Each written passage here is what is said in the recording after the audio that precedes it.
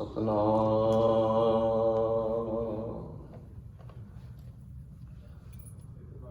ਸ਼੍ਰੀ ਵਾਹਿਗੁਰੂ ਸਾਹਿਬ ਜੀ। ਕਬੀਰ ਮਰਤਾ ਮਰਤਾ ਜਗ ਮੁਆ, ਮਰਤੀ ਨਾ ਜਾਣੈ ਕੋਈ। ਐਸੀ ਮਰਨੀ ਜੋ ਮਰੈ,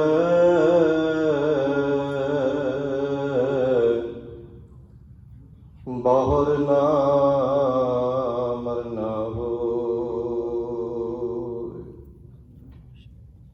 ਸੂਰਾ ਸੋ ਪਹਿਚਾਨੀਐ, ਜੋ ਲਰੈ ਦੀਨ ਕੇ ਹੇਤ। ਪੁਰਜਾ ਪੁਰਜਾ ਕਟ ਮਰੈ, ਕਬਹੂ ਨਾ ਛਾਡੈ ਖੇਤ। ਕਲਗੀ ਵਾਲਿਆ ਤੇਰੇ ਸਕੂਲ ਅੰਦਰ, ਮੈਂ ਤਾਂ ਸੁਣਿਆ ਸੀ ਲੱਗਦੀ ਫੀਸ ਕੋਈ ਨਾ।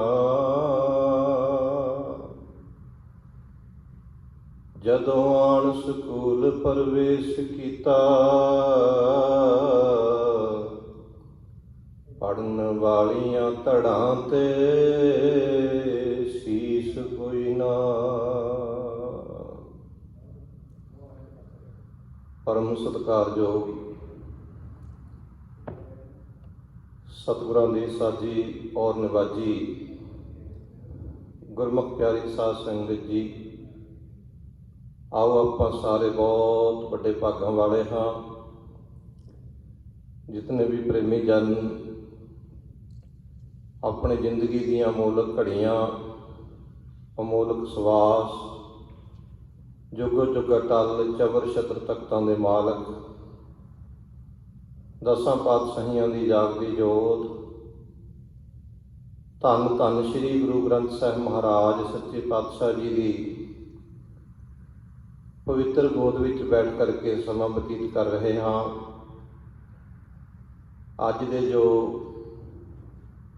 ਵਿਸ਼ੇਸ਼ ਦੀਵਾਨ ਹਨ, ਸਿੱਖ ਕੌਮ ਦੇ ਮਹਾਨ ਸ਼ਹੀਦ, ਸੂਰਬੀਰ ਯੋਧੇ ਸ਼ਹੀਦ ਭਾਈ ਮਨੀ ਸਿੰਘ ਜੀ ਅਤੇ ਸ਼ਹੀਦ ਭਾਈ ਤਾਰੂ ਸਿੰਘ ਜੀ, ਉਹਨਾਂ ਦੀ ਲਾਸਾਨੀ ਸ਼ਹਾਦਤ ਨੂੰ ਸਮਰਪਿਤ ਸਜ ਰਹੇ ਹਨ। ਅੰਮ੍ਰਿਤ ਵੇਲੇ ਤੁਰਕੀ ਬਾਣੀ ਆਈ, ਤਿਨ ਸਗਲੀ ਚਿੰਤ ਮਿਟਾਈ, ਜੋ ਪਰਸੋਂ ਰੋਜ਼ ਤੋਂ ਸ੍ਰੀ ਅਖੰਡ ਪਾਠ ਸਾਹਿਬ ਪ੍ਰਾਰੰਭ ਕਰੇ ਸਨ। ਸ੍ਰੀ ਅਖੰਡ ਪਾਠ ਸਾਹਿਬ ਦੀ ਸੰਪੂਰਨਤਾ ਤੋਂ ਬਾਅਦ ਦੀਵਾਨ ਸਜੇ ਹਨ। ਦਾਸਰਿਆਂ ਤੋਂ ਪਹਿਲਾਂ ਗੁਰੂ ਘਰ ਦਾ ਹਜ਼ੂਰੀ ਕੀਰਤਨੀ ਜੱਥਾ ਭਾਈ ਸਾਹਿਬ ਭਾਈ ਰਣਜੋਤ ਸਿੰਘ ਜੀ ਫਰੀਦਕੋਟ ਵਾਲੇ ਆਪ ਜੀ ਨੂੰ ਗੁਰਬਾਣੀ ਦਾ ਰਸ ਭਿੰਨਾ ਕੀਰਤਨਾ ਸਰਵਣ ਕਰਵਾ ਰਹੇ ਸਨ। ਆਓ ਉਹਨਾਂ ਤੋਂ ਬਾਅਦ ਸਮਾਂ ਮਿਲਿਆ ਸ਼ਹੀਦਾਂ ਦੀ ਪਵਿੱਤਰ ਸ਼ਹਾਦਤ ਨੂੰ ਕੋਟ ਕੋਟ ਪ੍ਰਣਾਮ ਕਰਨ ਦਾ। ਸਭ ਤੋਂ ਪਹਿਲਾਂ ਕਲਗੀਧਰ ਦਸ਼ਮੇਸ਼ ਪਿਤਾ ਮਹਾਰਾਜ ਜੀ ਦੀ ਬਖਸ਼ੀ ਹੋਈ ਗੁਰਬਤ ਤੇ ਬੁਲਾ ਕੇ ਰਸਨਾ ਕਰੀਏ ਪਵਿੱਤਰ। ਸਾਰੇ ਗੱਜ ਵੱਜ ਕੇ ਆਖੋ ਜੀ, ਵਾਹਿਗੁਰੂ ਜੀ ਕਾ ਖਾਲਸਾ, ਵਾਹਿਗੁਰੂ ਜੀ ਕੀ ਫਤਿਹ। ਸਿੱਖ ਕੌਮ ਯੋਧਿਆਂ ਮਰਜੀਵੜਿਆਂ ਦੀ ਕੌਮ ਹੈ।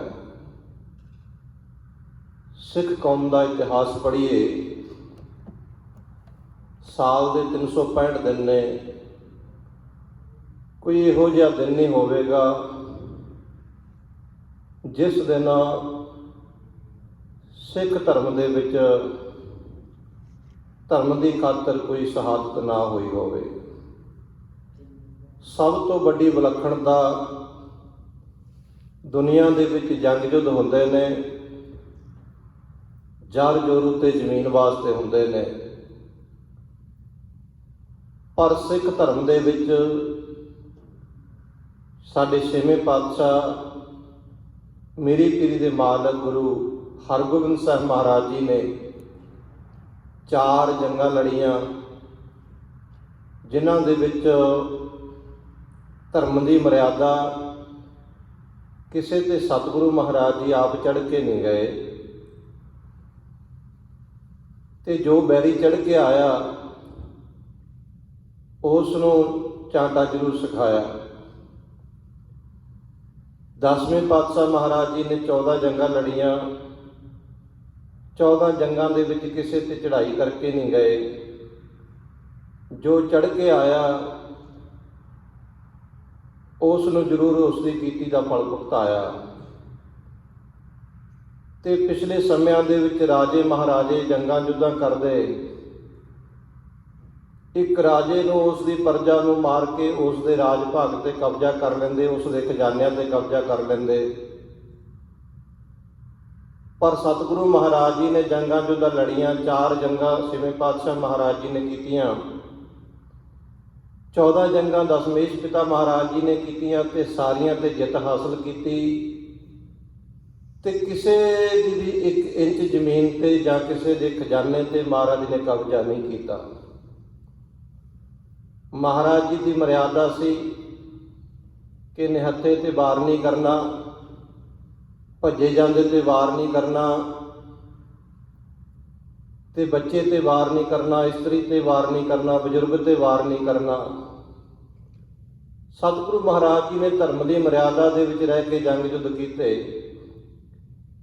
ਇਸੇ ਸਤਿਗੁਰੂ ਮਹਾਰਾਜ ਜੀ ਦੇ ਪਾਏ ਹੋਏ ਪੂਰਨਿਆਂ ਤੇ ਸਤਿਗੁਰੂ ਮਹਾਰਾਜ ਜੀ ਦੇ ਸੈਂਕੜੇ ਹਜ਼ਾਰਾਂ ਗੁਰਸਿੱਖਾਂ ਨੇ ਸ਼ਹਾਦਤਾਂ ਪਾਈਆਂ ਤੇ ਉਹ ਧਰਮ ਦੀ ਮਰਿਆਦਾ ਨੂੰ ਬਰਕਰਾਰ ਰੱਖਿਆ। ਸਿੱਖ ਧਰਮ ਦੇ ਵਿੱਚ ਬੇਅੰਤ ਸ਼ਹਾਦਤਾਂ ਹੋਈਆਂ, ਪਰ ਇਤਿਹਾਸ ਦੇ ਵਿੱਚ ਇੱਕ ਵੀ ਮਿਸਾਲ ਇਹੋ ਜਿਹੀ ਨਹੀਂ ਮਿਲਦੀ ਕਿ ਫਲਾਨਾ ਗੁਰਸਿੱਖ ਜ਼ਾਲਮ ਦੇ ਜ਼ੁਲਮਾਂ ਤੋਂ ਘਬਰਾਉਂਦਾ ਡਰਦਾ ਹੋਇਆ ਆਪਣਾ ਧਰਮ ਤਬਦੀਲ ਕਰ ਗਿਆ। ਇੱਕ ਵੀ ਇਹੋ ਜਿਹੀ ਮਿਸਾਲ ਸਿੱਖ ਧਰਮ ਦੇ ਵਿੱਚ ਨਹੀਂ ਆਉਂਦੀ। ਸਗੋਂ ਗੁਰੂ ਦੇ ਪਿਆਰੇ ਜ਼ਾਲਮ ਦਾ ਜ਼ਬਰ ਦਾ ਮੁਕਾਬਲਾ ਸਬਰ ਦੇ ਨਾਲ ਕਰਦੇ, ਅਨੇਕਾਂ ਕਸ਼ਟ ਸਹਾਰਦੇ ਹੋਏ ਸ਼ਹਾਦਤ ਦਾ ਜਾਮ ਪੀ ਜਾਂਦੇ, ਪਰ ਆਪਣੇ ਧਰਮ ਦੇ ਵਿੱਚ ਰਹਿ ਕੇ ਸਿੱਖੀ ਤੋਂ ਮੁੱਖ ਨਹੀਂ ਸੀ ਮੋੜਦੇ।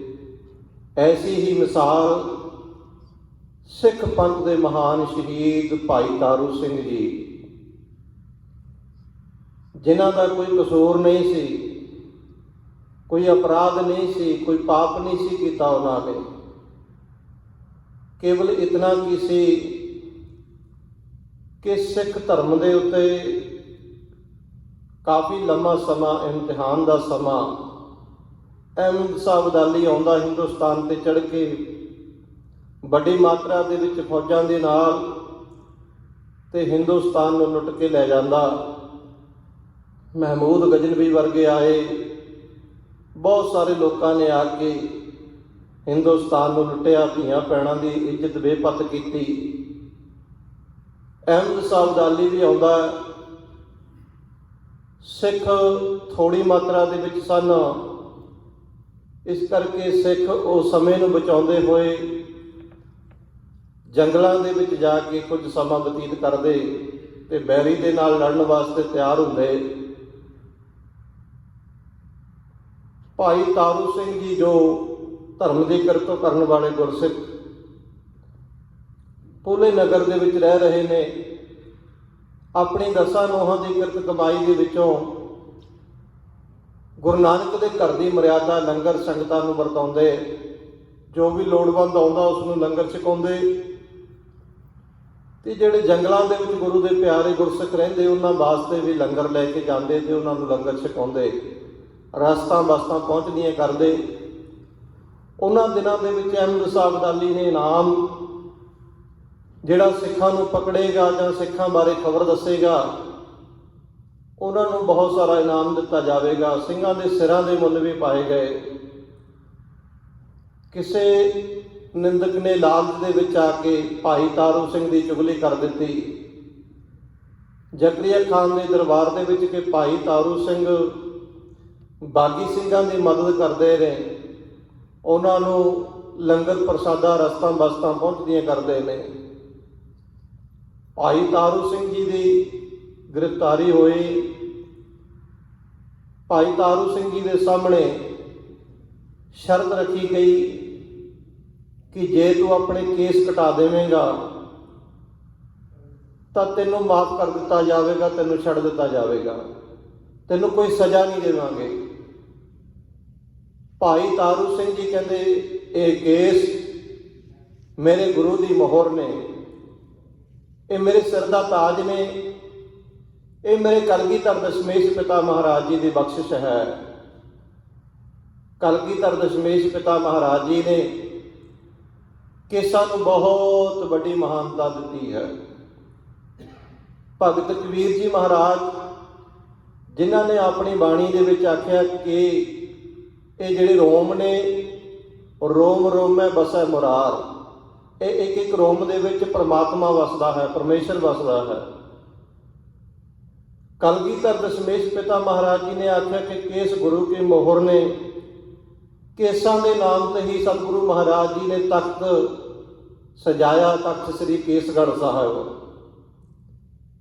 ਮਹਾਰਾਜ ਜੀ ਕਹਿੰਦੇ ਜਿਨ੍ਹਾਂ ਦੇ ਸਿਰ ਤੇ ਕੇਸ ਨਹੀਂ ਹਨ, ਜਿਵੇਂ ਮੋਹਰ ਤੋਂ ਬਿਨਾਂ ਨੋਟਾਂ ਦੀ ਕੋਈ ਕੀਮਤ ਨਹੀਂ ਹੈ, ਉਹ ਗੰਦੀਆਂ ਨਾਲੀਆਂ ਦੇ ਵਿੱਚ ਰੁਲ ਜਾਂਦੇ ਨੇ। ਮਹਾਰਾਜ ਜੀ ਕਹਿੰਦੇ ਇਸੇ ਤਰ੍ਹਾਂ ਜਿਹੜੇ ਸਿਰ ਤੇ ਤੇਜ ਕੇਸ ਨਹੀਂ ਹੈ, ਉਹ ਸਿੱਖ ਦੀ ਵੀ ਕੋਈ ਕੀਮਤ ਨਹੀਂ ਹੈ। ਇੱਥੋਂ ਤੱਕ ਮਹਾਰਾਜ ਨੇ ਵਚਨ ਕੀਤੇ ਕਿ ਬਿਨਾਂ ਸ਼ਾਸਤਰ ਕੇਸੰਗ ਨਰੰਗ ਭੇਡ ਜਾਨੋ, ਕਿ ਜਿਹੜਾ ਸ਼ਾਸਤਰ ਤੋਂ ਹੀਣਾ ਹੈ, ਜਿਹਦੇ ਸਿਰ ਤੇ ਕੇਸ ਨਹੀਂ ਹਨ, ਮਹਾਰਾਜ ਜੀ ਕਹਿੰਦੇ ਉਹ ਸਿੱਖ ਨਹੀਂ, ਉਹ ਭੇਡ ਦੇ ਸਮਾਨ ਹੈ। ਬਿਨਾਂ ਸ਼ਾਸਤਰ ਕੇਸੰਗ ਨਰੰਗ ਭੇਡ ਜਾਨੋ, ਗਹੋ ਕਾਂਤਾਂ ਕੋ ਲਿਖ ਕਿਤੇ ਲੈ ਸਦਾਨੋ। ਕਹਿੰਦੇ ਜਿਵੇਂ ਭੇਡ ਨੂੰ ਕੰਨ ਤੋਂ ਫੜ ਕੇ ਕਿੱਥੇ ਮਰਜ਼ੀ ਲੈ ਜਾਵੋ, ਇਸੇ ਤਰ੍ਹਾਂ ਗੁਰਸਿੱਖ ਦੀ ਹਾਲਤ ਹੈ, ਜਿਹਦੇ ਕੋਲ ਕੇਸ ਨਹੀਂ, ਜਿਹਦੇ ਕੋਲ ਸ਼ਾਸਤਰ ਨਹੀਂ ਹੈ, ਉਹ ਭੇਡ ਦੇ ਸਮਾਨ ਹੈ। ਸੋ ਭਾਈ ਤਾਰੂ ਸਿੰਘ ਜੀ ਕਹਿੰਦੇ ਕੇਸ ਮੇਰੇ ਗੁਰੂ ਦੀ ਮੋਹਰ ਨੇ, ਇਹ ਮੈਨੂੰ ਜਿੰਦ ਜਾਨ ਨਾਲੋਂ ਵੀ ਵੱਧ ਕੇ ਪਿਆਰੇ ਨੇ, ਮੈਂ ਕੇਸ ਨਹੀਂ ਕਟਾ ਸਕਦਾ।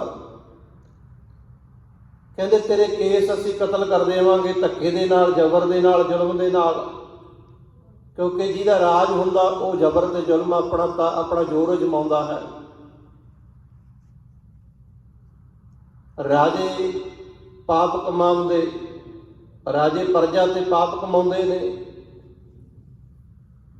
ਭਾਈ ਤਾਰੂ ਸਿੰਘ ਜੀ ਕਹਿੰਦੇ ਤੁਸੀਂ ਜੋ ਕਰਨਾ ਹੈ ਕਰ ਲਓ, ਪਰ ਮੈਂ ਕੇਸ ਨਹੀਂ ਕਤਲ ਕਰਵਾਵਾਂਗਾ। ਧੰਨ ਤਾਂ ਭਾਈ ਤਾਰੂ ਸਿੰਘ ਜੀ ਮਹਾਰਾਜ ਆਪਣੇ ਪਿਤਾ ਦਸ਼ਮੇਸ਼ ਪਿਤਾ ਮਹਾਰਾਜ ਜੀ ਦੇ ਚਰਨਾਂ ਦਾ ਧਿਆਨ ਧਰਿਆ, ਗੁਰੂ ਚਰਨਾਂ ਦੇ ਵਿੱਚ ਅਰਦਾਸ ਬੇਨਤੀ ਕੀਤੀ ਕਿ ਹੇ ਕਲਗੀਆਂ ਵਾਲਿਆ, ਹੇ ਬਾਜਾਂ ਵਾਲੇ ਪ੍ਰੀਤਮ ਸਤਿਗੁਰੂ ਮਹਾਰਾਜ, ਮੈਂ ਜਿੱਥੋਂ ਤੱਕ ਕੋਸ਼ਿਸ਼ ਕਰ ਸਕਦਾ ਸੀ ਮੈਂ ਕੀਤੀ ਸਿੱਖੀ ਨੂੰ ਨਿਭਾਉਣ ਦੀ। ਹੁਣ ਤੇਰੀ ਸਿੱਖੀ ਨੂੰ ਖਤਰਾ ਹੈ, ਜ਼ਾਲਮ ਜ਼ਬਰਦਸਤੀ ਮੇਰੇ ਕੇਸ ਕਤਲ ਕਰਨਾ ਚਾਹੁੰਦੇ ਨੇ। ਕਿਰਪਾ ਕਰ ਮਹਾਰਾਜ, ਆਪਣੇ ਸਿੱਖ ਦੀ ਪੱਤ ਰੱਖੋ, ਮੇਰੀ ਸਿੱਖੀ ਕੇਸਾਂ ਸਵਾਸਾਂ ਦੇ ਨਾਲ ਨਿਭ ਜਾਵੇ। ਮਹਾਰਾਜ ਜੀ ਕਹਿੰਦੇ ਨੇ ਬਿਰਥੀ ਕਦੇ ਨਾ ਹੋਵੇ ਜਨ ਕੀ ਅਰਦਾਸ। ਤੇ ਅਕਾਲ ਪੁਰਖ ਪਰਮੇਸ਼ਰ ਵਾਹਿਗੁਰੂ ਸਾਡੇ ਸਤਿਗੁਰੂ ਸਾਹਿਬਾਨ ਮਾਤਾ ਕੋਈ ਭੁਲੇਖੇ ਦੇ ਵਿੱਚ ਪਵੇ ਕਿ ਸਤਿਗੁਰੂ ਮਹਾਰਾਜ 10 ਜਾਮੇ ਪਹਿਲਾਂ ਧਾਰਨ ਕੀਤੇ ਨੇ, ਹੁਣ ਨਹੀਂ। ਬਾਣੀ ਕਹਿੰਦੀ ਹੈ ਕਿ ਸਾਹਿਬ ਮੇਰਾ ਸਦਾ ਸਦਾ ਨਾ ਆਵੇ ਨਾ ਜਾਏ, ਉਹ ਅਬਨਾਸੀ ਪੁਰਖ ਹੈ ਸਭ ਮੈਂ ਰਹਿਆ ਸਮਾਏ। ਭਾਈ ਗੁਰਦਾਸ ਜੀ ਨੇ ਵੀ 12 ਦੇ ਵਿੱਚ ਲਿਖਿਆ ਕਿ ਬੈਠਾ ਸੋਢੀ ਪਾਤਸ਼ਾਹ ਅੰਮ੍ਰਿਤਸਰ ਵਿੱਚ ਜੋਤ ਜਗਾਵੈ। ਸੋਢੀ ਪਾਤਸ਼ਾਹ ਸ੍ਰੀ ਗੁਰੂ ਰਾਮਦਾਸ ਮਹਾਰਾਜ, ਉਹਨਾਂ ਨੇ ਇਹ ਨਹੀਂ ਕਿ ਲਿਖਿਆ ਕਿ ਮਹਾਰਾਜ ਪਹਿਲਾਂ ਅੰਮ੍ਰਿਤਸਰ ਦੇ ਵਿੱਚ ਬੈਠੇ ਜੋਤ ਜਗਾਉਂਦੇ ਸੀ। ਪ੍ਰੈਜ਼ੈਂਟ ਕਾਲ ਦੇ ਵਿੱਚ ਹਰ ਸਮੇਂ ਭਾਈ ਗੁਰਦਾਸ ਜੀ ਕਹਿੰਦੇ ਸੋਢੀ ਪਾਤਸ਼ਾਹ ਸ੍ਰੀ ਗੁਰੂ ਰਾਮਦਾਸ ਮਹਾਰਾਜ ਜੀ ਅੰਮ੍ਰਿਤਸਰ ਦੇ ਵਿੱਚ ਬੈਠੇ ਆਪਣੀ ਜੋਤ ਜਗਾ ਰਹੇ ਨੇ। ਇਸੇ ਤਰ੍ਹਾਂ ਮਹਾਰਾਜ ਜੀ ਕਹਿੰਦੇ ਜਿੱਥੇ ਹਰ ਆਰਾਧੀ ਹੈ ਤਿੱਥੇ ਹਰ ਮਿੱਤ ਸਹਾਈ। ਜਿੱਥੇ ਪਰਮੇਸ਼ਰ ਨੂੰ ਯਾਦ ਕਰੀਏ, ਜਿੱਥੇ ਸਤਿਗੁਰੂ ਨੂੰ ਯਾਦ ਕਰੀਏ, ਸਤਿਗੁਰੂ ਆਪਣੇ ਸਿੱਖ ਦੀ ਬੇਨਤੀ ਸੁਣ ਕੇ ਉਹਦੀ ਰੱਖਿਆ ਵਾਸਤੇ ਪਹੁੰਚ ਜਾਂਦੇ ਨੇ। ਭਾਈ ਤਾਰੂ ਸਿੰਘ ਜੀ ਨੇ ਅੰਦਰੋਂ ਜੁੜ ਕੇ ਅਰਦਾਸ ਕੀਤੀ। ਹੁਣ ਜ਼ਾਲਮ ਨੇ ਕੈਂਚੀ ਲੈ ਕੇ ਆਂਦੀ, ਨਾਈ ਸੱਦੀ ਗਏ, ਕੇਸ ਕਤਲ ਕਰਨ ਲੱਗੇ। ਇਤਿਹਾਸ ਦੱਸਦਾ ਕਿ ਨਾਈਆਂ ਦੀਆਂ ਕੈਂਚੀਆਂ ਖੁੱਲੀਆਂ ਹੋ ਗਈਆਂ, ਪਰ ਭਾਈ ਤਾਰੂ ਸਿੰਘ ਜੀ ਦਾ ਇੱਕ ਵੀ ਰੋਮ ਨਹੀਂ, ਇੱਕ ਵੀ ਕੇਸ ਨਹੀਂ ਸੀ ਕੱਟ ਸਕੇ। ਬਾਰ-ਬਾਰ ਕੈਂਚੀ ਤਿੱਖੀ ਕਰਕੇ ਲੈ ਕੇ ਆਉਂਦਾ ਨਾਈ, ਪਰ ਕੇਸ ਨਹੀਂ ਕੱਟੇ ਜਾਂਦੇ। ਨਾਈ ਨੇ ਜਾ ਕੇ ਜ਼ਕਰੀਆ ਖਾਨ ਨੂੰ ਕਿਹਾ ਕਿ ਉਸ ਦੇ ਕੇਸ ਨਹੀਂ ਕੱਟੇ ਜਾਂਦੇ, ਅਸੀਂ ਬਹੁਤ ਜ਼ੋਰ ਲਾਇਆ ਹੈ। ਤਾਂ ਉਸਨੇ ਹੁਕਮ ਕਰ ਦਿੱਤਾ, ਕਿਉਂਕਿ ਮਾਇਆ ਧਾਰੀ ਅੰਨਾ ਬੋਲਾ, ਉਸ ਨੂੰ ਨਾ ਕੁਝ ਦੇਖਦਾ ਹੁੰਦਾ ਨਾ ਸੁਣਦਾ ਹੁੰਦਾ। ਉਸ ਨੂੰ ਫਿਰ ਵੀ ਮਨ ਦੇ ਵਿੱਚ, ਦਿਮਾਗ ਦੇ ਵਿੱਚ ਇਹ ਗੱਲ ਨਹੀਂ ਆਈ ਕਿ ਇੱਥੇ ਗੁਰੂ ਦੀ ਕਰਾਮਾਤ ਵਰਤ ਰਹੀ ਹੈ, ਕੇਸ ਕੱਟਣੇ ਕਿੱਡੀ ਕੁ ਵੱਡੀ ਗੱਲ ਹੈ। ਬੜੇ ਕੋਮਲ ਹੁੰਦੇ ਨੇ, ਪਰ ਕੈਂਚੀਆਂ ਤਿੱਖੀਆਂ ਕਰ ਕਰਕੇ ਫਿਰ ਵੀ ਕੇਸ ਨਹੀਂ ਕੱਟ ਹੁੰਦੇ। ਇਹ ਗੁਰੂ ਦੀ ਕੋਈ ਕਰਾਮਾਤ ਹੈ। ਪਾਪੀ ਫਿਰ ਵੀ ਨਹੀਂ ਸਮਝਿਆ। ਉਸਨੇ ਕਹਿਣਾ ਕੀਤਾ, ਏਦਾਂ ਕਰੋ, ਜੇ ਕੇਸ ਨਹੀਂ ਕੱਟ ਹੁੰਦੇ ਤਾਂ ਇਸ ਦੀ ਖੋਪਰੀ ਉਤਾਰ ਦਿਓ। ਭਾਈ ਤਾਰੂ ਸਿੰਘ ਜੀ ਹੱਸ ਕੇ ਕਹਿੰਦੇ, ਇਹ ਸਜ਼ਾ ਮੈਨੂੰ ਮਨਜ਼ੂਰ ਹੈ। ਮੇਰੇ ਕੇਸ ਤਾਂ ਸਾਬਤ ਰਹਿਣਗੇ। ਮੈਂ ਕਲਗੀਧਰ ਦਸ਼ਮੇਸ਼ ਪਿਤਾ ਮਹਾਰਾਜ ਜੀ ਦੀ ਅਦਾਲਤ ਦੇ ਵਿੱਚ ਕਹਿ ਸਕਾਂਗਾ ਕਿ ਸਤਿਗੁਰੂ ਮਹਾਰਾਜ ਜੀ, ਮੈਂ ਸਿੱਖੀ ਕੇਸਾਂ ਸਵਾਸਾਂ ਦੇ ਨਾਲ ਨਿਭਾਈ ਹੈ। ਇਤਿਹਾਸ ਦੱਸਦਾ ਭਾਈ ਤਾਰੂ ਸਿੰਘ ਜੀ ਦੀ ਰੰਬੀਆਂ ਦੇ ਨਾਲ ਖੋਪਰੀ ਉਤਾਰ ਦਿੱਤੀ ਗਈ ਜਿਉਂਦਿਆਂ ਦੀ, ਪਰ ਕੇਸ ਨਹੀਂ ਸੀ ਕਟਾਏ।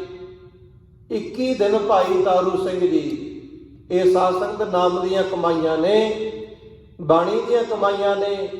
ਸਾਡੇ ਸਰੀਰ ਦੇ ਵਿੱਚ ਥੋੜਾ ਜਿਹਾ ਕੋਈ ਘਾਵ ਹੋ ਜਾਵੇ, ਥੋੜਾ ਜਿਹਾ ਖੂਨ ਬਹਿ ਜਾਵੇ, ਸਾਡਾ ਸਰੀਰ ਠੰਡਾ ਪੈ ਜਾਂਦਾ, ਅਸੀਂ ਬੇਹੋਸ਼ ਹੋ ਜਾਂਦੇ ਹਾਂ। ਪਰ ਧੰਨ ਸੀ ਭਾਈ ਤਾਰੂ ਸਿੰਘ ਜੀ ਦੀ ਕਮਾਈ। 21 ਦਿਨ ਖੋਪਰੀ ਲੈਣ ਤੋਂ ਬਾਅਦ ਜਿਉਂਦੇ ਰਹੇ, ਬੈਠੇ ਰਹੇ। ਉਦੋਂ ਧਰਤੀ ਆਕਾਸ਼ ਵੀ ਕੰਬ ਉੱਠਦੇ। ਵਰਕਾ ਜਦੋਂ ਇਤਿਹਾਸ ਦਾ ਖੁੱਲ੍ਹਦਾ ਹੈ, ਉਸ ਥਾਂ ਨੂੰ ਦੁਨੀਆ ਪੂਜਦੀ ਹੈ ਜਿੱਥੇ ਖੂਨ ਸ਼ਹੀਦਾਂ ਦਾ ਡੁੱਲਦਾ ਹੈ। ਧੰਨ ਭਾਈ ਤਾਰੂ ਸਿੰਘ ਜੀ ਦੀ ਸ਼ਹਾਦਤ ਉਹਨਾਂ ਦਿਨਾਂ ਦੇ ਵਿੱਚ ਜਦੋਂ ਭਾਈ ਤਾਰੂ ਸਿੰਘ ਜੀ ਦੀ ਖੋਪਰੀ ਲਾਈ। ਇਤਿਹਾਸ ਦੱਸਦਾ ਭਾਈ ਜ਼ਕਰੀਆ ਖਾਨ, ਜ਼ਾਲਮ ਨੂੰ ਹੁਣ ਪਿਸ਼ਾਬ ਦਾ ਬੰਨ ਪੈ ਗਿਆ, ਪਿਸ਼ਾਬ ਨਹੀਂ ਆਉਂਦਾ। ਜਿਸ ਇਨਸਾਨ ਨੂੰ ਇੱਕ ਦਿਨ 2 ਦਿਨ ਪਿਸ਼ਾਬ ਨਾ ਆਵੇ, ਉਸ ਦੀ ਹਾਲਤ ਕਿਹੋ ਜਿਹੀ ਹੁੰਦੀ ਹੈ। ਦਿਨ ਰਾਤ ਕਲਪਦਾ ਹੈ। ਵੈਦ ਹਕੀਮ ਸੱਦੇ ਗਏ, ਦਵਾਈਆਂ ਬੂਟੀਆਂ ਲਈਆਂ, ਪਰ ਕੋਈ ਆਰਾਮ ਨਹੀਂ ਆਉਂਦਾ। ਕਿਸੇ ਸਿਆਣੇ ਵੈਦ ਨੇ ਦੱਸਣਾ ਕੀਤਾ ਕਿ ਜਿਸ ਦਿਨ ਤੋਂ ਤੁਸੀਂ ਭਾਈ ਤਾਰੂ ਸਿੰਘ ਨੂੰ ਸਜ਼ਾ ਦਿੱਤੀ ਹੈ, ਉਸ ਦਿਨ ਤੋਂ ਹੀ ਤੁਸੀਂ ਬਿਮਾਰ ਹੋਏ ਹੋ। ਤਾਂ ਹੁਣ ਉਸਨੇ ਬੇਨਤੀ ਕੀਤੀ ਕਿ ਭਾਈ ਤਾਰੂ ਸਿੰਘ ਜੀ ਨੂੰ ਮੇਰੇ ਵੱਲੋਂ ਬੇਨਤੀ ਕਰੋ ਕਿ ਮੇਰਾ ਇਲਾਜ ਕਰੋ, ਮੈਨੂੰ ਤੰਦਰੁਸਤੀ ਬਖਸ਼ੋ। ਮੈਂ ਆਪਣੇ ਕੀਤੇ ਤੇ ਬਹੁਤ ਸ਼ਰਮਿੰਦਾ ਹਾਂ। ਭਾਈ ਤਾਰੂ ਸਿੰਘ ਜੀ ਕੋਲ ਆ ਕੇ ਬੇਨਤੀ ਕੀਤੀ ਕਿ ਜ਼ਕਰੀਆ ਖਾਨ ਬੇਨਤੀਆਂ ਕਰਦਾ, ਭੁੱਲਾਂ ਬਖਸ਼ਾਉਂਦਾ। ਤਾਂ ਭਾਈ ਤਾਰੂ ਸਿੰਘ ਜੀ ਕਹਿੰਦੇ, ਆ ਸਾਡੀ ਜੁੱਤੀ ਲੈ ਜਾਓ, ਜ਼ਕਰੀਆ ਖਾਨ ਦੇ ਸਿਰ ਦੇ ਵਿੱਚ ਮਾਰੋ। ਹੁਣ ਜੁੱਤੀ ਲਿਆਂਦੀ ਭਾਈ ਤਾਰੂ ਸਿੰਘ ਜੀ ਦੀ, ਜ਼ਕਰੀਆ ਖਾਨ ਦੇ ਸਿਰ ਵਿੱਚ ਮਾਰਦੇ ਨੇ। ਜਿਉਂ-ਜਿਉਂ ਮਾਰਦੇ ਨੇ, ਉਸ ਦਾ ਬੰਨ ਖੁੱਲ੍ਹਦਾ, ਉਸ ਨੂੰ ਆਰਾਮ ਆਉਂਦਾ ਹੈ। ਜਦੋਂ ਮਾਰਨੀਆਂ ਬੰਦ ਕਰਦੇ ਨੇ, ਉਸ ਨੂੰ ਤਕਲੀਫ ਹੁੰਦੀ ਹੈ। ਜ਼ਕਰੀਆ ਖਾਨ ਕਹਿੰਦਾ, ਮੇਰੇ ਸਿਰ ਵਿੱਚ ਕੰਟੀਨਿਊ ਜੁੱਤੀਆਂ ਮਾਰੋ, ਮੈਨੂੰ ਬੜਾ ਆਰਾਮ ਆਉਂਦਾ ਹੈ। ਧੰਨ ਗੁਰੂ ਦੇ ਸਿੱਖ, ਧੰਨ ਸਤਿਗੁਰੂ ਮਹਾਰਾਜ, ਗੁਰਸਿੱਖ ਦੀਆਂ ਜੁੱਤੀਆਂ ਉਸ ਪਾਪੀ ਦੇ ਸਿਰ ਦੇ ਵਿੱਚ ਪੈ ਰਹੀਆਂ ਨੇ। ਹੁਣ ਜ਼ਕਰੀਆ ਖਾਨ ਜੁੱਤੀਆਂ ਖਾਂਦਾ ਖਾਂਦਾ ਆਪਣਾ ਸਰੀਰ ਤਿਆਗ ਗਿਆ। ਭਾਈ ਤਾਰੂ ਸਿੰਘ ਜੀ ਉਹਨਾਂ ਨੂੰ ਜੁੱਤੀ ਦੇ ਨੋਕ ਦੇ ਨਾਲ ਮੂਹਰੇ ਲਾ ਕੇ ਗਏ।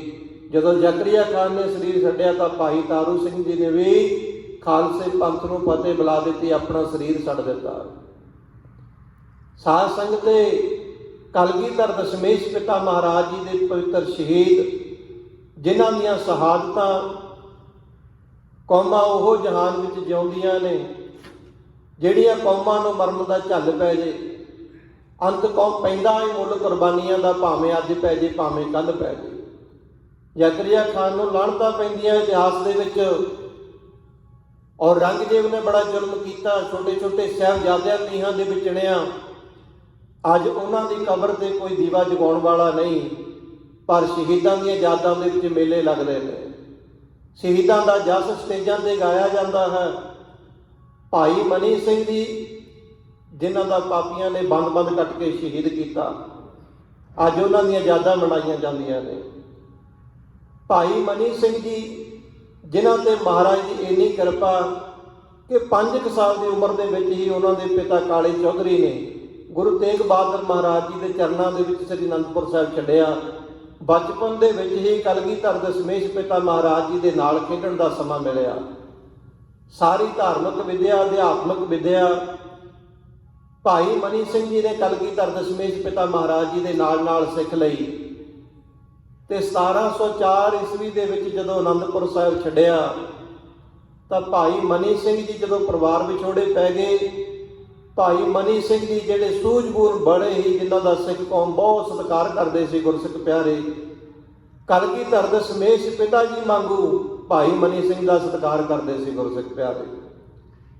ਭਾਈ ਮਨੀ ਸਿੰਘ ਜੀ ਮਾਤਾ ਸਾਹਿਬ ਕੌਰ ਤੇ ਸੁੰਦਰ ਦੇਵਾ ਜੀ ਨੂੰ ਨਾਲ ਲੈ ਕੇ ਹਨੇਰੇ ਦੇ ਵਿੱਚ ਜਾਂਦੇ ਦਿੱਲੀ ਵਾਲੇ ਰਸਤੇ ਪੈ ਗਏ ਤੇ ਦਿੱਲੀ ਪਹੁੰਚ ਗਏ। ਤੇ ਉਸ ਤੋਂ ਬਾਅਦ 1705 ਈਸਵੀ ਦੇ ਵਿੱਚ ਅਨੰਦਪੁਰ ਸਾਹਿਬ ਤੋਂ ਬਾਅਦ ਦਮਦਮਾ ਸਾਹਿਬ ਦੀ ਧਰਤੀ ਤੇ ਸਾਬੋ ਕੀ ਤਲਵੰਡੀ, ਜਿੱਥੇ ਕਲਗੀਧਰ ਦਸ਼ਮੇਸ਼ ਪਿਤਾ ਮਹਾਰਾਜ ਜੀ ਨੇ ਆ ਕੇ ਕਮਰ ਕਸਾ ਖੋਲ੍ਹਿਆ, ਉੱਥੇ ਭਾਈ ਮਨੀ ਸਿੰਘ ਜੀ ਆ ਕੇ ਦਮਦਮਾ ਸਾਹਿਬ ਮਿਲੇ, ਜਿੱਥੇ ਕਲਗੀਧਰ ਦਸ਼ਮੇਸ਼ ਪਿਤਾ ਮਹਾਰਾਜ ਜੀ ਨੇ ਆਪਣੇ ਕੰਠ ਤੋਂ ਉਚਾਰਨ ਕਰਕੇ ਸ੍ਰੀ ਗੁਰੂ ਗ੍ਰੰਥ ਸਾਹਿਬ ਮਹਾਰਾਜ ਜੀ ਦਾ ਪਵਿੱਤਰ ਸਰੂਪ ਭਾਈ ਮਨੀ ਸਿੰਘ ਜੀ ਤੋਂ ਲਿਖਾਇਆ। ਬਾਬਾ ਦੀਪ ਸਿੰਘ ਜੀ ਸਹਾਇਕ ਲਿਖਾਰੀ ਥਾਪੇ ਗਏ। ਇਹ ਪਵਿੱਤਰ ਸੇਵਾ ਭਾਈ ਮਨੀ ਸਿੰਘ ਜੀ ਨੇ ਆਪਣੇ ਹੱਥਾਂ ਦੇ ਨਾਲ ਸ੍ਰੀ ਗੁਰੂ ਗ੍ਰੰਥ ਸਾਹਿਬ ਮਹਾਰਾਜ ਜੀ ਦਾ ਪਾਵਨ ਸਰੂਪ ਕਲਗੀਧਰ ਦਸ਼ਮੇਸ਼ ਪਿਤਾ ਮਹਾਰਾਜ ਜੀ ਦੇ ਕੰਠ ਤੋਂ ਸੁਣ ਕੇ ਸਰਵਣ ਕਰਕੇ ਲਿਖਿਆ। ਤੇ ਫਿਰ ਬਾਅਦ ਦੇ ਵਿੱਚ ਮਾਤਾ ਸੁੰਦਰ ਦੇਵਾ ਜੀ ਨੇ ਭਾਈ ਮਨੀ ਸਿੰਘ ਜੀ ਦੀ ਡਿਊਟੀ ਲਾਈ ਕਿ ਅਨੰਦਪੁਰ ਸਾਹਿਬ ਦੀ ਸੇਵਾ ਦੇ ਵਿੱਚ ਬਹੁਤ ਫਰਕ ਪੈ ਗਿਆ ਹੈ, ਮਰਿਆਦਾ ਠੀਕ ਨਹੀਂ ਚੱਲਦੀ ਹੈ, ਤੁਸੀਂ ਜਾ ਕੇ ਹਰਿਮੰਦਰ ਸਾਹਿਬ ਅੰਮ੍ਰਿਤਸਰ ਵਿਖੇ ਹੈੱਡ ਗ੍ਰੰਥੀ ਦੀ ਸੇਵਾ ਸੰਭਾਲੋ ਤੇ ਗੁਰੂ ਅੰਮ੍ਰਿਤਸਰ ਮਹਾਰਾਜ ਜੀ ਦੇ ਦਰਬਾਰ ਦੀ ਮਰਿਆਦਾ ਬਰਕਰਾਰ ਰੱਖੋ। ਭਾਈ ਮਨੀ ਸਿੰਘ ਜੀ ਹਰਿਮੰਦਰ ਸਾਹਿਬ ਆਏ, ਬਤੌਰ ਹੈੱਡ ਗ੍ਰੰਥੀ ਦੀ ਸੇਵਾ ਭਾਈ ਮਨੀ ਸਿੰਘ ਜੀ ਨੇ ਕਾਫੀ ਸਮਾਂ ਕੀਤੀ। ਤੇ ਹੁਣ ਦੇਖਿਆ ਕਿ ਕਾਫੀ ਸਮਾਂ ਹੋ ਗਿਆ, ਸਿੰਘ ਜੰਗਲਾਂ ਦੇ ਵਿੱਚ ਰਹਿੰਦੇ ਨੇ, ਖਾਲਸੇ ਦਾ ਦੀਦਾਰ ਨਹੀਂ ਕੀਤਾ ਹੈ। ਕਿਉਂਕਿ ਜਿਹੜਾ ਗੁਰੂ ਦਾ ਪਿਆਰਾ ਹੁੰਦਾ ਹੈ ਉਹ ਕਹਿੰਦਾ ਹੈ ਕਿ ਜੋ ਦੀਸੈ ਗੁਰਸਿੱਖੜਾ ਤਿਸ ਨਿਮ ਨਿਮ ਲਾਗਾਂ ਪਾਏ ਜੀਓ। ਉਹ ਕਹਿੰਦਾ ਹੈ ਕਿ ਗੁਰਸਿੱਖਾਂ ਕੀ ਹਰ ਧੂੜ ਦੇ ਹਮ ਪਾਪੀ ਪੀਗਤ ਪਾਹੇ। ਉਹ ਆਪਣੇ ਗੁਰੂ ਦੇ ਪਿਆਰਿਆਂ ਦੇ ਦਰਸ਼ਨ ਲੋਚਦਾ ਹੈ, ਉਹ ਆਪਣੇ ਗੁਰੂ ਦੇ ਪਿਆਰਿਆਂ ਦੀ ਚਰਨ ਧੂੜ ਲੋਚਦਾ ਹੈ। ਅੱਜ ਕੱਲ੍ਹ ਵਾਂਗੂ ਨਹੀਂ ਸੀ, ਪੁਰਾਤਨ ਸਮੇਂ ਦੇ ਗੁਰਸਿੱਖਾਂ ਦੇ ਵਿੱਚ ਬੜਾ ਪਿਆਰ ਹੁੰਦਾ ਸੀ। ਅੱਜ ਦੇ ਗੁਰਸਿੱਖਾਂ ਦੇ ਵਿੱਚ ਬਹੁਤ ਨਿਘਾਰ ਆ ਗਿਆ ਹੈ। ਅੱਜ ਦਾ ਸਿੱਖ ਨੂੰ ਦੇਖ ਕੇ ਰਾਜੀ ਨਹੀਂ, ਸਿੱਖ ਨੂੰ ਦੇਖ ਕੇ ਤੇਗਾਂ ਕੱਢ ਲੈਂਦਾ। ਸਿੰਘਾਂ ਦੀਆਂ ਆਪਸ ਦੇ ਵਿੱਚ ਲੜ ਕੇ ਦਸਤਾਰਾਂ ਰਹਿ ਜਾਂਦੀਆਂ ਨੇ। ਪਰ ਪੁਰਾਤਨ ਸਮੇਂ ਦੇ ਵਿੱਚ ਸਿੱਖ ਇਹੋ ਜਿਹੇ ਨਹੀਂ ਸੀ। ਸਾਡਾ ਜੀਵਨ ਨਿਘਾਰ ਬਹੁਤ ਨੀਵਾਂ ਚਲਿਆ ਗਿਆ ਹੈ, ਕਿਉਂਕਿ ਅਸੀਂ ਬਾਣੀ ਤੇ ਬਾਣੇ ਤੋਂ ਬਹੁਤ ਦੂਰ ਚਲੇ ਗਏ। ਪੁਰਾਤਨ ਗੁਰਸਿੱਖਾਂ ਦਾ ਕਈ ਘੰਟਿਆਂ ਦਾ ਨਿਤਨੇਮ, ਅੰਮ੍ਰਿਤ ਵੇਲੇ ਦੇ ਚੌਂਕੜੇ, ਬਾਣੀ ਤੇ ਬਾਣੇ ਦੇ ਧਾਰਨੀ ਤੇ ਆਪਸ ਦੇ ਵਿੱਚ ਗੁਰਸਿੱਖਾਂ ਦੇ ਵਿੱਚ ਗੁਰਸਿੱਖਾਂ ਅੰਦਰ ਸਤਿਗੁਰ ਵਰਤੇ, ਗੁਰੂ ਦਾ ਪਿਆਰ ਗੁਰਸਿੱਖਾਂ ਦੇ ਵਿੱਚ ਦੇਖਦੇ ਸੀ, ਗੁਰੂ ਦੇ ਪਿਆਰੇ, ਤੇ ਇੱਕ ਦੂਜੇ ਨੂੰ ਦੇਖ ਕੇ ਇੱਕ ਦੂਜੇ ਦਾ ਬੜਾ ਪਿਆਰ ਤੇ ਸਤਿਕਾਰ ਕਰਿਆ ਕਰਦੇ ਸੀ। ਭਾਈ ਮਨੀ ਸਿੰਘ ਜੀ ਲੋਚਦਾ ਕਿ ਗੁਰੂ ਦੇ ਖਾਲਸੇ ਦਾ ਦਰਸ਼ਨ ਕੀਤੇ ਨੂੰ ਬਹੁਤ ਲੰਮਾ ਸਮਾਂ ਹੋ ਗਿਆ। ਜੇ ਕਿਤੇ ਸਤਿਗੁਰੂ ਜੀ ਕਿਰਪਾ ਕਰਨ ਇਸ ਸਾਲ ਦੀਵਾਲੀ ਤੇ ਗੁਰੂ ਕੇ ਖਾਲਸੇ ਦਾ ਜੋੜ ਮੇਲਾ ਸੱਦਿਆ ਜਾਵੇ। ਲਾਹੌਰ ਦੇ ਗਵਰਨਰ ਤੋਂ ਭਾਈ ਮਨੀ ਸਿੰਘ ਜੀ ਨੇ ਆਗਿਆ ਮੰਗੀ ਕਿ ਅਸੀਂ ਹਰਿਮੰਦਰ ਸਾਹਿਬ ਦੀਵਾਲੀ ਦੇ ਸਮੇਂ ਤੇ ਜੋੜ ਮੇਲਾ ਕਰਨਾ ਚਾਹੁੰਦੇ ਹਾਂ। ਤਾਂ ਗਵਰਨਰ ਨੇ ਕਹਿਣਾ ਕੀਤਾ ਕਿ ਤੁਹਾਨੂੰ 10,000 ਰੁਪਇਆ ਟੈਕਸ ਦੇ ਵਜੋਂ ਤਾਰਨਾ ਪਵੇਗਾ, ਜੋੜ ਮੇਲਾ ਤੁਸੀਂ ਕਰ ਸਕਦੇ ਹੋ। ਭਾਈ ਮਨੀ ਸਿੰਘ ਜੀ ਦਾ ਚਾਅ ਹੁਣ ਝੱਲਿਆ ਨਹੀਂ ਜਾਂਦਾ ਕਿ ਦੀਵਾਲੀ ਦਾ ਸਮਾਂ ਆਵੇਗਾ, ਖਾਲਸਾ ਵਹੀਰਾਂ ਕੱਤ ਕੇ ਅੰਮ੍ਰਿਤਸਰ ਪਹੁੰਚੇਗਾ, ਵੱਡੀ ਗਿਣਤੀ ਦੇ ਵਿੱਚ ਖਾਲਸੇ ਦਾ ਦੀਦਾਰ ਹੋਵੇਗਾ। ਭਾਈ ਮਨੀ ਸਿੰਘ ਜੀ ਨੇ ਦੂਰ ਦੂਰ ਸੰਗਤਾਂ ਨੂੰ ਸੁਨੇਹੇ ਭੇਜੇ ਕਿ ਇਸ ਸਾਲ ਦੀਵਾਲੀ ਦਾ ਜਿਹੜਾ ਜੋੜ ਮੇਲਾ ਹੈ ਅੰਮ੍ਰਿਤਸਰ ਮਨਾਇਆ ਜਾਵੇਗਾ। ਪਰਿਵਾਰਾਂ ਸਮੇਤ ਅੰਮ੍ਰਿਤਸਰ ਪਹੁੰਚੋ। ਪਰ ਜਿਹੜੇ ਜ਼ਾਲਮ ਸੀ ਕਲਗੀਧਰ ਦਸ਼ਮੇਸ਼ ਪਿਤਾ ਮਹਾਰਾਜ ਜੀ ਨੇ ਜਿਵੇਂ ਅਨੰਦਪੁਰ ਸਾਹਿਬ ਦਾ ਕਿਲ੍ਹਾ ਛੱਡਣ ਲੱਗੇ, ਗੁਰਸਿੱਖਾਂ ਨੂੰ ਕਹਿਣਾ ਕੀਤਾ ਸੀ ਕਿ ਗੁਰਸਿੱਖ ਕਹਿੰਦੇ ਮਹਾਰਾਜ ਹੁਣ ਤਾਂ ਇਹ ਕੁਰਾਨ ਸ਼ਰੀਫਾਂ ਦੀਆਂ ਕਸਮਾਂ ਖਾਂਦੇ ਨੇ ਕਿ ਅਨੰਦਪੁਰ ਸਾਹਿਬ ਦਾ ਕਿਲ੍ਹਾ ਛੱਡ ਦਿਓ, ਤੁਹਾਨੂੰ ਕੁਝ ਨਹੀਂ ਕਹਾਂਗੇ, ਤੇ ਹੁਣ ਤਾਂ ਸਾਨੂੰ ਮੰਨ ਲੈਣਾ ਚਾਹੀਦਾ ਹੈ। ਇਹ ਕੁਰਾਨ ਸ਼ਰੀਫ ਦੀਆਂ ਸੌਹਾਂ ਖਾਂਦੇ ਨੇ। ਸਤਿਗੁਰੂ ਮਹਾਰਾਜ ਜੀ ਕਹਿੰਦੇ ਇਹ ਬੇਈਮਾਨ ਲੋਕ ਨੇ, ਇਹਨਾਂ ਦੀਆਂ ਕਸਮਾਂ ਸੌਹਾਂ ਸਗੰਧਾਂ ਤੇ ਵਿਸ਼ਵਾਸ ਨਹੀਂ ਕਰਨਾ ਚਾਹੀਦਾ। ਤੇ ਐਸਾ ਹੀ ਹੋਇਆ। ਸਾਰੀਆਂ ਸੌਹਾਂ ਸਗੰਧਾਂ ਛੱਡ ਕੇ ਜਦੋਂ ਮਹਾਰਾਜ ਨੇ 6 ਤੇ 7 ਪੋਹ ਦੀ ਰਾਤ ਨੂੰ ਅਨੰਦਪੁਰ ਸਾਹਿਬ ਦਾ ਕਿਲ੍ਹਾ ਛੱਡਿਆ ਤਾਂ ਮਹਾਰਾਜ ਦੇ ਉੱਤੇ ਉਹਨਾਂ ਨੇ ਹਮਲਾ ਬੋਲ ਦਿੱਤਾ ਸੀ। ਬੜੀ ਭਾਰੀ ਜੰਗ ਯੁੱਧ ਸਰਸਾ ਦੇ ਕੰਢੇ ਤੇ ਹੋਇਆ ਸੀ। ਅੱਜ ਵੀ ਜੋ ਵਾਅਦਾ ਕੀਤਾ ਭਾਈ ਮਨੀ ਸਿੰਘ ਜੀ ਦੇ ਨਾਲ, ਉਹ ਜ਼ਾਲਮ ਹਕੂਮਤ ਨੇ ਆਪਣਾ ਵਾਅਦਾ ਛੱਡ ਦਿੱਤਾ ਤੇ ਅਹਿਮਦ ਸ਼ਾਹ ਅਬਦਾਲੀ ਦੇ ਨਾਲ ਸਲਾਹ ਕਰਕੇ ਕਿ ਵੱਡੀ ਗਿਣਤੀ ਦੇ ਵਿੱਚ ਖਾਲਸਾ ਅੰਮ੍ਰਿਤਸਰ ਇਕੱਠਾ ਹੋ ਰਿਹਾ ਹੈ, ਕਿਉਂ ਨਾ ਇੱਕੋ ਸਮੇਂ ਤੇ ਫੌਜਾਂ ਚੜ੍ਹਾ ਕੇ ਹਮਲਾ ਕਰਕੇ, ਪਹਿਲਾਂ ਆਪਾਂ ਲੱਭਦੇ ਫਿਰਦੇ ਸੀ, ਆਪਾਂ ਨੂੰ ਲੱਭਦੇ ਨਹੀਂ ਸੀ, ਹੁਣ ਇੱਕ ਥਾਂ ਤੇ ਇਕੱਠੇ ਹੋਣਗੇ ਤੇ ਇੱਕ ਥਾਂ ਤੇ ਆਪਾਂ ਹਮਲਾ ਬੋਲ ਕੇ ਸਾਰੇ ਸਿੱਖਾਂ ਨੂੰ ਪਰਿਵਾਰਾਂ ਸਮੇਤ ਖਤਮ ਕਰ ਦੇਵਾਂਗੇ। ਕਿਉਂਕਿ ਉਹਨਾਂ ਦੀ ਮਨਸਾ ਸੀ ਕਿ ਪੰਜਾਬ ਦੇ ਵਿੱਚੋਂ ਅਸੀਂ ਖਾਲਸਾ ਖਤਮ ਕਰ ਦੇਣਾ ਹੈ। ਬਾਕੀ ਕੌਮਾਂ ਬੜੀਆਂ ਸੀ ਪਰ ਸਾਰੀਆਂ ਕੌਮਾਂ ਅਹਿਮਦ ਸ਼ਾਹ ਅਬਦਾਲੀ ਤੋਂ ਡਰਦੀਆਂ ਸੀ।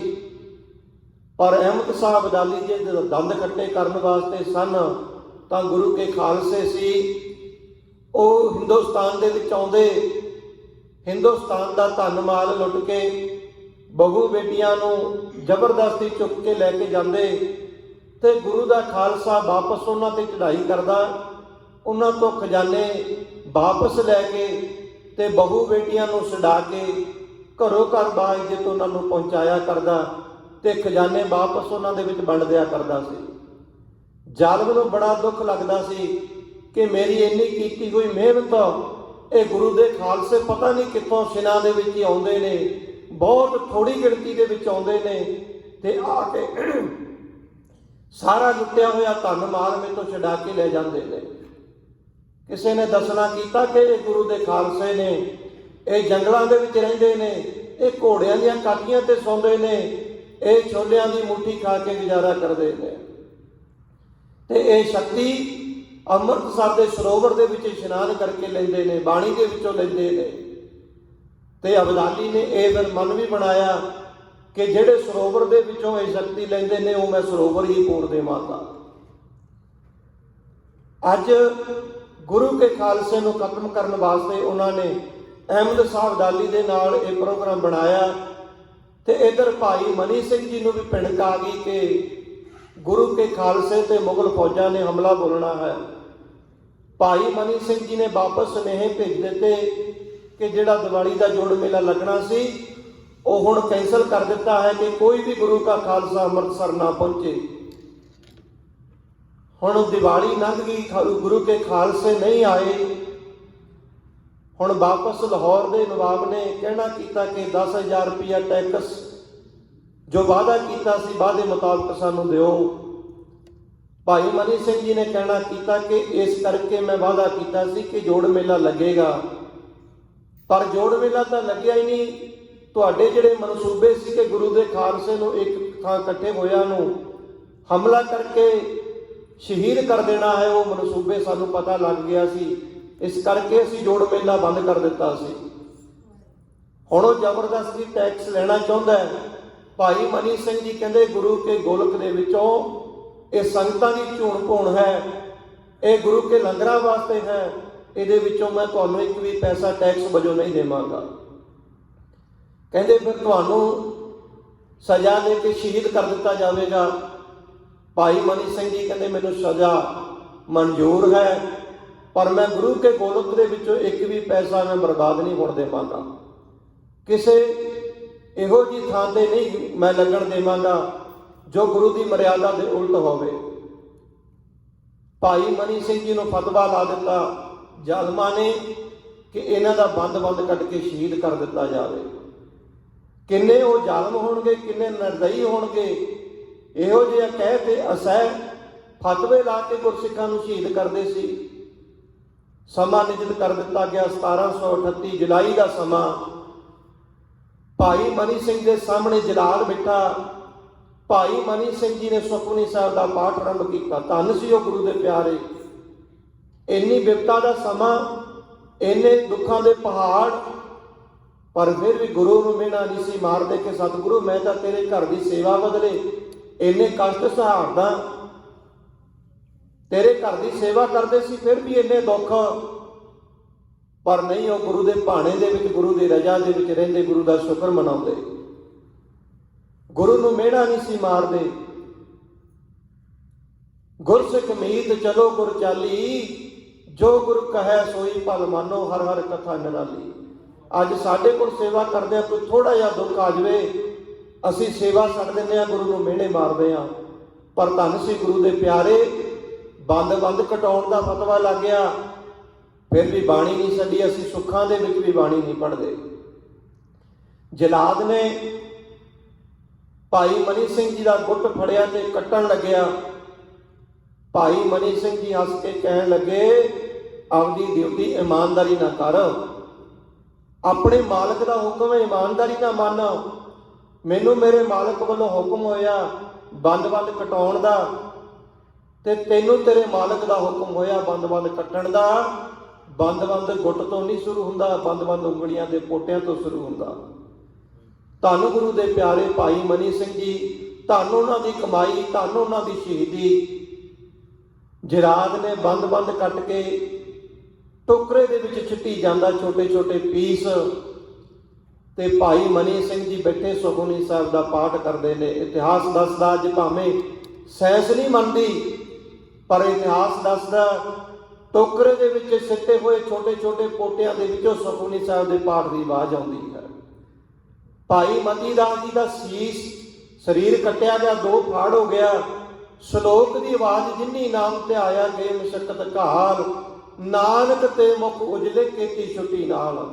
ਦੋਨੋਂ ਮੁਖ ਤੇ ਜਪਜੀ ਪੜਿਆ, ਮੁਖ ਦੇ ਕੱਟ ਕੇ 2 ਟੁਕੜੇ ਹੋ ਗਏ। ਦੋਨਾਂ ਮੁਖਾਂ ਦੇ ਵਿੱਚੋਂ, ਦੋਨਾਂ ਸਰੀਰਾਂ ਦੇ ਵਿੱਚੋਂ ਜਪਜੀ ਸਾਹਿਬ ਦੀ ਆਵਾਜ਼ ਆਉਂਦੀ ਹੈ। ਅੱਜ ਭਾਈ ਮਨੀ ਸਿੰਘ ਜੀ ਦਾ ਬੰਦ ਟੋਕਰੇ 'ਚ ਪਿਆ, ਗੁਰਮੁਖ ਰੋਮ ਹਰ ਧਿਆਵੇ। ਉਹ ਬੰਦ ਦੇ ਵਿੱਚੋਂ ਸ੍ਰੀ ਸੁਖਮਨੀ ਸਾਹਿਬ ਦੇ ਪਾਠ ਦੀ ਆਵਾਜ਼ ਆਉਂਦੀ ਹੈ। ਧੰਨ ਸੀ ਉਹ ਮਹਾਨ ਸ਼ਹੀਦ, ਜਿਨ੍ਹਾਂ ਨੇ ਧੰਨ ਸ੍ਰੀ ਗੁਰੂ ਅਰਜਨ ਦੇਵ ਮਹਾਰਾਜ ਜੀ ਦੇ ਪਾਏ ਹੋਏ ਪੂਰਨਿਆਂ ਤੇ ਚੱਲਦੇ ਹੋਏ ਗੁਰੂ ਦਾ ਪਾਣਾ ਸਤ ਕਰਕੇ ਮੰਨਿਆ, ਗੁਰੂ ਦੀ ਸਿੱਖੀ ਕੇਸਾਂ ਸਵਾਸਾਂ ਸੰਗ ਨਿਭਾਈ। ਉਹਨਾਂ ਦੀ ਪਾਵਨ ਪਵਿੱਤਰ ਸ਼ਹਾਦਤ ਨੂੰ ਕੋਟ ਪ੍ਰਣਾਮ ਕਰਦੇ ਹਾਂ। ਪਰਸੋਂ ਤੋਂ ਗੁਰਦੁਆਰਾ ਐਬਸਕੋਟ ਸਮੁੱਚੀਆਂ ਸੰਗਤਾਂ ਵੱਲੋਂ, ਇਲਾਕੇ ਦੀਆਂ ਸੰਗਤਾਂ ਵੱਲੋਂ ਸ੍ਰੀ ਅਖੰਡ ਪਾਠ ਸਾਹਿਬ ਆਰੰਭ ਹੋਏ ਸਨ, ਜੋ ਅੰਮ੍ਰਿਤ ਵੇਲੇ ਭੋਗ ਪਾਏ। ਉਸ ਤੋਂ ਉਪਰੰਤ ਦੀਵਾਨ ਸਜੇ ਹੋਏ ਨੇ। ਸਜੇ ਦੀਵਾਨਾਂ ਦੇ ਵਿੱਚ ਉਹਨਾਂ ਸ਼ਹੀਦਾਂ ਨੂੰ ਕੋਟ ਪ੍ਰਣਾਮ ਕਰਦੇ ਹੋਏ ਉਹਨਾਂ ਦੇ ਇਤਿਹਾਸ ਨੂੰ ਵਿਚਾਰਿਆ। ਇਤਿਹਾਸ ਵਿਚਾਰਦਿਆਂ ਵਿਅਕਤ ਭੁੱਲਾਂ ਹੋ ਗਈਆਂ ਗੰਦੀਆਂ ਨੇ। ਗੁਰੂ ਕੀ ਸੰਗਤ ਗੁਰੂ ਮਹਾਰਾਜ ਬਖਸ਼ਣਯੋਗ ਹੈ, ਕਿਰਪਾ ਕਰਕੇ ਭੁੱਲਾਂ ਬਖਸ਼ ਲੈਣੀਆਂ। ਅਗਲਾ ਸਮਾਂ ਸਾਡੇ ਬਹੁਤ ਹੀ ਸਤਿਕਾਰਯੋਗ ਪੰਥ ਪ੍ਰਸਿੱਧ ਢਾਡੀ ਜਥਾ ਗਿਆਨੀ ਬਲਵੰਤ ਸਿੰਘ ਜੀ ਰਪਾਲੋਂ, ਉਹਨਾਂ ਦਾ ਸਮੂਹ ਜਥਾ ਆਪ ਜੀ ਨੂੰ ਗੁਰ ਇਤਿਹਾਸ ਢਾਡੀ ਬਾਰੇ ਸੁਣਾ ਕੇ ਨਿਹਾਲ ਕਰੇਗਾ। ਦਾਸਰਿਆਂ ਦੀ ਇਤਨੀ ਹਾਜ਼ਰੀ ਪ੍ਰਵਾਨ ਕਰੋ। ਹੋਈਆਂ ਬੇਅੰਤ ਭੁੱਲਾਂ ਚੁੱਕਾਂ ਦੀ ਖਿਮਾ ਬਖਸ਼ੋ। ਫਤਿਹ ਬੁਲਾਓ ਆਖੋ ਜੀ। ਵਾਹਿਗੁਰੂ ਜੀ ਕਾ ਖਾਲਸਾ, ਵਾਹਿਗੁਰੂ ਜੀ ਕੀ ਫਤਿਹ।